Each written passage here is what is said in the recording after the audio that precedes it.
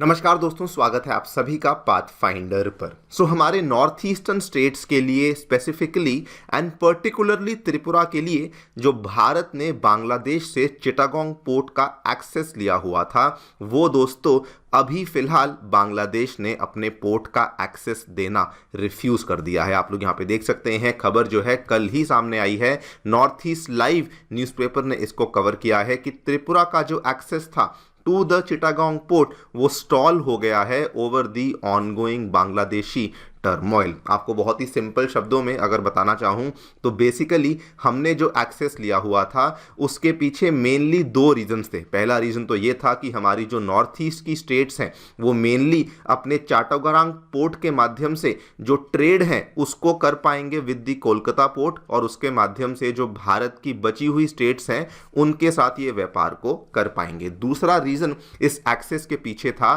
वो मेनली ये था कि जो नॉर्थ ईस्टर्न स्टेट्स के लोग हैं, पर्टिकुलरली त्रिपुरा के जो लोग हैं, वो यहां पर चाटोग्राम पे आ पाएंगे जहां पर उनको इंटरनेशनल एयरपोर्ट मिलेगा, जहां से वो पूरी दुनिया के लिए जो इंटरनेशनल फ्लाइट्स चलती हैं उसका एक्सेस भी प्राप्त कर पाएंगे। और ये जो चिटागोंग पोर्ट के और चिटागोंग को एक्सेस की बात हुई थी, ये पिछले साल ही तय हो चुका था जब बांग्लादेश के द्वारा परमानेंट एक्सेस दिया गया था to the Chittagong and the Mongla ports. लेकिन दोस्तों अभी जो बांग्लादेश में हालात चल रहे हैं उसके चलते ये वाला जो एक्सेस है उसको फिलहाल के लिए रोक दिया गया है। बात करेंगे इस पूरी डेवलपमेंट के बारे में, क्या थे इंडिया के प्लान्स, क्या क्या इसमें इंडिया ने स्टेप्स लिए थे अपने त्रिपुरा और त्रिपुरा वासियों के लिए, एंड बांग्लादेश की तरफ से जो अभी ये कदम लिया गया है उसके पीछे की मेन रीजनिंग क्या है। आइए शुरू करते हैं मेरे साथ। मेरा नाम है अनिरुद्ध। यदि आप लोग हमें फॉलो करना चाहते हैं, हमारे लेक्चर्स के अपडेट्स को प्राप्त करना चाहते हैं, तो यहाँ पर दिए गए टेलीग्राम चैनल्स के माध्यम से ऐसा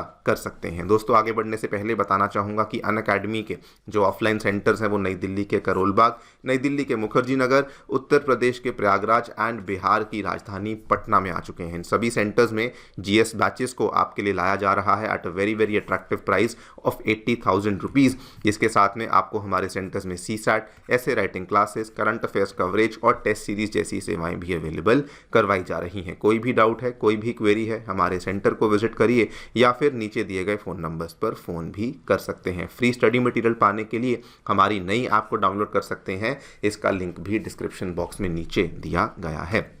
ऑल राइट, तो सबसे पहले मैं आपको जो करंट सिचुएशन है वो बता दूं। अगर किसी भी नॉर्थ ईस्टर्न स्टेट से, पर्टिकुलरली अगर मैं त्रिपुरा की बात करूं, अगर वहां से आपको वेस्ट बंगाल तक आना है तो जो नॉर्मल रास्ता है वो चिकन नेक कॉरिडोर के थ्रू होते हुए आता है, और इसमें जो समय लगता है ये ऑलमोस्ट 36 आवर्स तक का समय यहाँ पर लग जाता है। इसी चीज़ को कट शॉर्ट करने के लिए, एक शॉर्टकट बनाने के लिए हमारी जो सेंट्रल गवर्नमेंट है इसने दो बड़े कदम लिए थे। पहला कदम जो लिया गया था वो ये था कि बांग्लादेश के साथ जो फेनी नदी चलती है उसके ऊपर हमने एक फेनी रिवर ब्रिज को कंस्ट्रक्ट किया था, जिसको दोस्तों मैत्री सेतु भी कहा जाता है। आपको याद करवा दूं, ये जस्ट जो त्रिपुरा और बांग्लादेश का जो बॉर्डर है, यहाँ पर दोस्तों जो ये बॉर्डर देखने को मिलता है, यहाँ कहीं पर एक छोटा सा ब्रिज बनाया गया था जो कि 1.9 किलोमीटर का ब्रिज था, जिसको कि कहा जाता था द फेनी ब्रिज। और ये जो ब्रिज था, ये कंप्लीट जो कंस्ट्रक्शन थी 129 करोड़ का खर्चा आया था, जिसमें कि सारा का सारा पैसा भारत के द्वारा दिया गया था। इंडिया का इसमें टारगेट क्या था कि इसमें जो त्रिपुरा की राजधानी अगरतला है, पहले तो लोग वहां से यहां आ पाएंगे त्रिपुरा के बॉर्डर तक। बॉर्डर में एक टाउन आता है सबरूम, सबरूम से वो बॉर्डर को क्रॉस करके बांग्लादेश में यहां पर चले जाएंगे, एंड वहां से केवल 80 किलोमीटर की दूरी पर चिटागोंग पोर्ट देखने को मिलता है, जिसका अगर इंडिया को एक्सेस मिल जाए तो फिर वहां से ट्रेड और वहां से जो इंटरनेशनल फ्लाइट्स हैं वो आसानी से इंडिया वाले ले पाएंगे। और इसी के चलते इन्होंने आगे चल करके जो चिटागोंग पोर्ट का एक्सेस था वो भी दोस्तों बांग्लादेश से प्राप्त कर लिया था। पिछले साल की ही बात है। आप देखिए, बांग्लादेश ने इंडिया को परमानेंट एक्सेस दे दिया था to the Chittagong and to the Mongla ports. Now ये भारत के लिए बहुत बड़ी अचीवमेंट थी, बिकॉज ऑब्वियसली जो चिटागोंग पोर्ट है, पहले तो वो बांग्लादेश का सबसे ज़्यादा बिजिएस्ट पोर्ट है, और बांग्लादेश की भी अगर मैं एक्सपोर्ट इंपोर्ट ट्रेड की बात करूं तो उनका लगभग 80% जो पूरा का पूरा व्यापार है वो केवल चिटागोंग पोर्ट के द्वारा ही हैंडल होता था। तो इससे दो फायदे होने वाले थे हमारे त्रिपुरा वासियों को। सबसे पहले तो जो चिटागोंग पोर्ट तक अगर उनका जो एक्सेस है ये बन जाता, तो जो भी सामान है वो कोलकाता पोर्ट से इस रास्ते आने की बजाय वो वाला जो सामान था वो कोलकाता पोर्ट से पहले जाता चिटागोंग, और चिटागोंग से अल्टीमेटली वो अंदर जा पाता अपने नॉर्थ ईस्टर्न स्टेट्स के अंदर। और दूसरा फ़ायदा जो कि यहाँ पर प्लान किया गया था, चिटागोंग के अंदर हमें देखने को मिलता है एक बहुत ही बड़ा इंटरनेशनल एयरपोर्ट, जिससे दुनिया के जितने भी मेजर सेंटर्स हैं उन सभी की कनेक्टिविटी देखने को मिलती है। फिर भले वो अमेरिका तक चले जाओ, कनाडा तक चले जाओ, कहीं तक भी आपको फ्लाइट है वो चिटागोंग के एयरपोर्ट से मिल जाती थी। और ये भी इंडिया ने प्लान इसीलिए किया था बिकॉज इवन दो हमारे नॉर्थ ईस्टर्न में भी बहुत सारे इंटरनेशनल एयरपोर्ट्स हैं, फॉर एग्जांपल गुवाहाटी का एयरपोर्ट इंटरनेशनल एयरपोर्ट है, इवन इम्फाल वाला एयरपोर्ट भी इंटरनेशनल है, यहाँ तक कि त्रिपुरा का एयरपोर्ट भी इंटरनेशनल एयरपोर्ट है। लेकिन हमारे जो ये नॉर्थ ईस्टर्न में इंटरनेशनल एयरपोर्ट्स हैं इनकी दोस्तों लिमिटेड कनेक्टिविटी थी केवल कुछ ही एरियाज़ के साथ, जैसे बैंकॉक हुआ, काठमांडू हुआ, यंगून, हनोई, केवल इनके साथ ही हमारी कनेक्टिविटी यहाँ पर बनी हुई थी।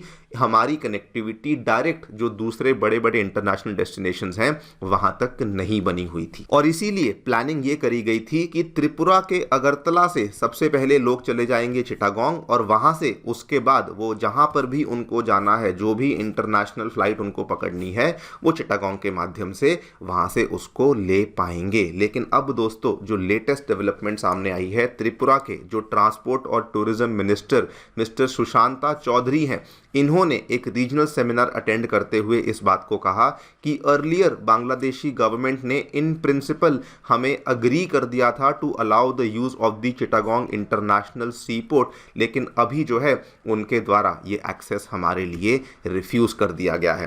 क्वेश्चन ये आता है कि सडनली हमें ये वाला जो कदम है बांग्लादेश की तरफ से देखने को क्यों मिला। देखिए वैसे तो ओवरऑल ही बांग्लादेश में सेंटिमेंट्स हम सभी जानते हैं बहुत ज़्यादा ख़राब चल रहे हैं विद रिस्पेक्ट टू इंडिया, लेकिन अभी जो ट्रिगर पॉइंट देखने को मिला है, आज से 3-4 दिन पहले बांग्लादेश के असिस्टेंट हाई कमीशन का जो ऑफिस है त्रिपुरा के अगरतला में, वहाँ पर दोस्तों बहुत सारी भीड़ इकट्ठा हो गई थी और वो लोग प्रोटेस्ट कर रहे थे कि बांग्लादेश के अंदर माइनॉरिटीज़ के ऊपर इतने अटैक्स क्यों हो रहे हैं। इसी के चलते बांग्लादेश ने अपने उस वीज़ा ऑफिस को, अपने उस काउंसलर ऑफिस को एक बार के लिए बंद ही कर दिया और कहा कि किसी प्रकार की वीज़ा और काउंसलर सर्विसेज यहां पर नहीं दी जाएंगी। लेकिन ये वाले इंसिडेंट होने के पीछे भी असल में एक और रीजन था। उसके जस्ट 2 दिन पहले की बात है, भारत से एक बस थी जो कि त्रिपुरा से स्टार्ट हुई थी और वो ढाका की तरफ जा रही थी। जैसे ही उसने भारत की बाउंड्री को क्रॉस करके दोस्तों बांग्लादेश के अंदर उसने एंट्री ली,